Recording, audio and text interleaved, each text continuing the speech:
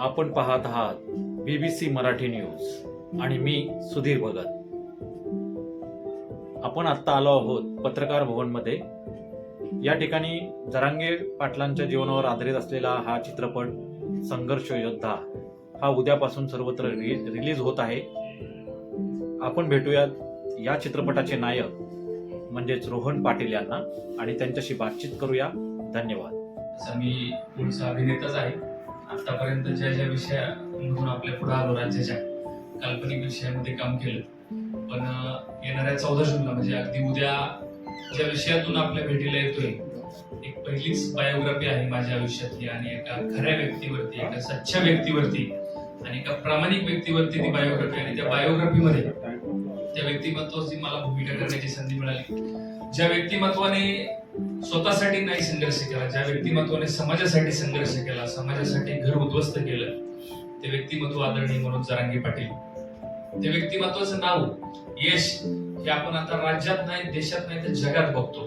मोठे झालेले जरांगे पाटील आपण बघतो, हजारोंच्या संख्येचा गाड्यांचा ताफा बघतो, कोटींच्या संख्येच्या सभा बघतो.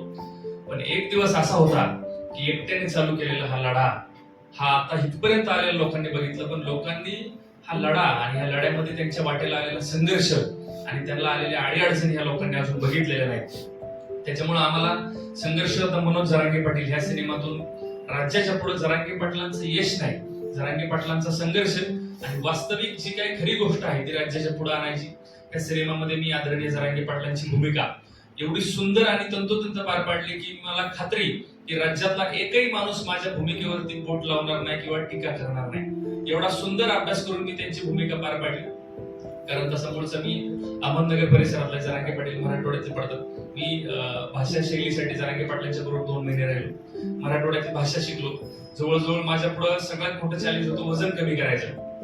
जवळजवळ 10-12 किलो वजन मी कमी केलं. जे भूमिकेसाठी एवढा न्याय देण्याचा प्रयत्न केला की मी आतापर्यंत सगळ्या प्रेसमध्ये सांगितलं की ज्यावेळेस पब्लिक त्या स्क्रीनवर सिनेमा बघेल त्यावेळेस लोकांना असं वाटेल की जरांगे पाटीलच ऍक्टिंग करतात की काय. म्हणजे मी माझी भूमिका एवढी सुंदर पार पाडली. या सिनेमामध्ये गाणी सुद्धा सुंदर आहेत. अजय गोगावले यांच्या आवाजामध्ये एक गाणं आहे उदाळीत जीव. ते गाणं सध्या एवढं ट्रेंडिंगला आहे की जवळजवळ 1 लाख रील त्या गाण्यावर इंस्टाग्रामला झाले. म्हणजे राज्यामध्ये नाही तर देशातल्या प्रत्येक व्यक्तीला ते गाणं सुटेबल होते. एवढं सुंदर गाणं आहे. आदर्श शिंदेच्या आवाजात एक गाणं आहे, दिव्य कुमार आहे, सोनाली हवळेंच्या आवाजात आहे. गायक चांगले कलाकार मोठे आहेत. मोहन जोशी सर आहेत, सुरभी हंडे आहे, सागर कारंडे आहे, संदीप पाठक आहे, त्याच्यानंतर श्रीनिवास पोकळे आहे, सोमनाथ अवघडे आहे, आरबाज शेख आहे आणि नावाजलेले मोठे कलाकार. पण आम्हाला सिनेमा हा मोठा करायचा होता, सिनेमा घराघरात पोहोचवायचा होता. कारण आपण म्हणू शकतो की जरांगे पाटलांचा संघर्ष आम्ही जाणून घेऊ शकतो, पण आम्हाला ह्यातून एकच दाखवायचं की येणाऱ्या 200 वर्षाच्या पिढीला सुद्धा कळलं पाहिजे की समाजामध्ये कोणतरी कोहिनूर हिरा होता की त्या व्यक्तिमत्वाने समाजासाठी एवढा संघर्ष केला. हे पुढच्या पिढीला जर आश्रमावर ठेवायचं असेल किंवा दाखवायचं असेल ते एकमेव माध्यम होतं सिनेमा माध्यम. त्याच्यामुळे आम्ही हा सिनेमा बनवला. सिनेमाच्या वाट्याला सुद्धा संघर्ष आला. संघर्ष ह्याच्यामुळे आला की हा सिनेमा 26 एप्रिलला रिलीज होणार होता. 1 एप्रिल ते 20 एप्रिल आम्ही प्रमोशनला फिरलो. 20 एप्रिलला आम्हाला सेन्सॉरचं प्रमाणपत्र भेटणार होतं, पण सेन्सॉर मधून 20 तारखेला सांगण्यात आलं की इलेक्शन मध्ये आम्ही हा सिनेमा रिलीज करायला परवानगी देणार नाही. आचारसंहिता संपल्यानंतर ह्या सिनेमाला आम्ही परवानगी देऊ. आणि 10 तारखेला परवाच्या 10 जूनला सिनेमा सेन्सॉर मुक्त झाला. सेन्सॉरचं प्रमाणपत्र आम्हाला भेटलं आणि अगदी 14ला म्हणजे उद्याच्याला हा सिनेमा राज्यभर प्रदर्शित होतोय. सिनेमा खूप सुंदर दाखवलेले, सिनेमामध्ये सगळं खरं दाखवलंय, जे आहे ते वास्तव दाखवले. बिलकुल स्टोरीमध्ये मॉडिफाय केलेलं नाही. जे प्रेक्षकांच्या पुढे येणार आहे ते खरंच असणार आहे. कारण ह्या सिनेमाची जी स्क्रिप्ट आहे ती पूर्ण स्क्रिप्ट जरांगे पाटलांनी आम्हाला दिली. त्याच्यामुळे सिनेमाचा गाभा असतो, आत्मा असतो, स्क्रिप्ट आहे. त्याच्यामुळे प्रेक्षकांच्या पुढे जरांगे पाटलांनी दिलेली स्क्रिप्ट येणार आहे. खूप सुंदर सिनेमा झालाय. कारण राज्यामध्ये काही लोकांनी मध्यंतरी जरांगे पाटलांच्या विषयी वातावरण खराब करण्याचा प्रयत्न केला की लाठीचार्ज झाल्यामुळे जरांगे पाटील मोठे झाले. तिथपर्यंत ठीक आहे, तो लाठीचार्ज व्हायला नको होता, तो समाजावर झालेला एक अन्यायच आहे, पण तिथपर्यंत आपण मान्य करू तो झाला. पण जरांगे पाटलांचा लाठीचार्जच्या पूर्वीचा जो संघर्ष आहे तो महाभयंकर संघर्ष आहे. आणि जरांगे पाटलांनी हा लढा का चालू केला अशा असंख्य प्रश्नांची उत्तरं या सिनेमात खूप चांगल्या पद्धतीने दिले.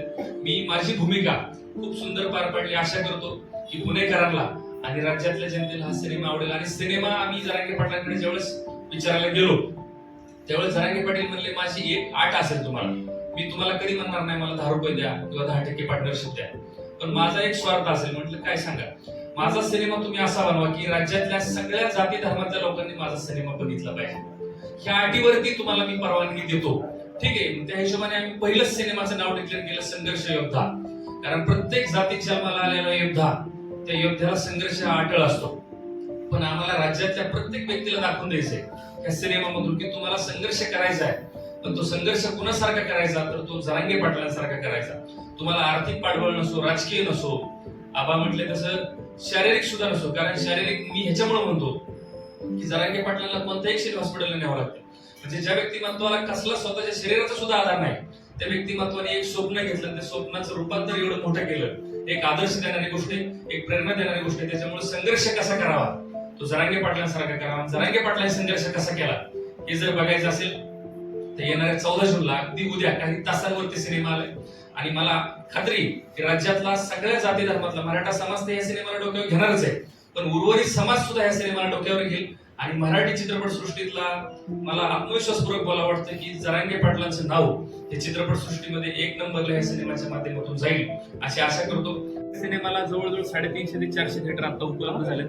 जवळजवळ 1000+ शो हे आता उपलब्ध झालेत आणि जवळजवळ त्यातले 25-30% शो हे रिलीजच्या आता जवळजवळ 24 तास बाकी, तोपर्यंत 20-25% शो हाऊसफुल होताना दिसायला लागले. त्याच्यामुळे असं वाटतंय की हा सिनेमा प्रेक्षकांच्या पसंतीला उतरेल. हा चित्रपट उद्या म्हणजे 14 तारखेला रिलीज होतोय. त्यामध्ये मी जरांगे पाटलांच्या वडिलांची भूमिका केली. मुख्य सांगायचं म्हणजे जरांगे पाटलांची घरची परिस्थिती स्वतः बघितली आहे. पत्र्याचं घर आहे जिथे अतिशय गर्दी आहे आणि सर्वसामान्य माणसापेक्षा खालच्या माणसाचं घर असतं ना, अशा प्रकारचं घर आहे त्यांचं. कुठल्याही प्रकारचं बडेजाव नाही त्यांचा. बोलण्यामध्ये आदब आहे. म्हणजे कोणाशी बोलताना ते आत्मीयता बोलतात. आम्ही भेट घेतली त्यांची आणि त्याला भेटून खूप आनंद आला. एकतर एक माणूस इतका संघर्ष करतोय की त्या माणसाची ही कथा आणि कथेमध्ये मला भूमिका मिळणं हे माझं भाग्य समजतो मी. आणि खरोखर सुंदर झाला सिनेमा. मी फक्त विनंती करेन तुम्हाला की तुम्ही लोकांना भाग पाडा, रिपोर्ट अशा पद्धतीने लिहा की जेणेकरून लोकांनी उत्सुकता वाढेल आणि चित्रपटगृहामध्ये जाऊन चित्रपट बघतील. संघर्ष होता चित्रपटगृहानं उद्यापासून रिलीज होतील चित्रपट. थँक्यू.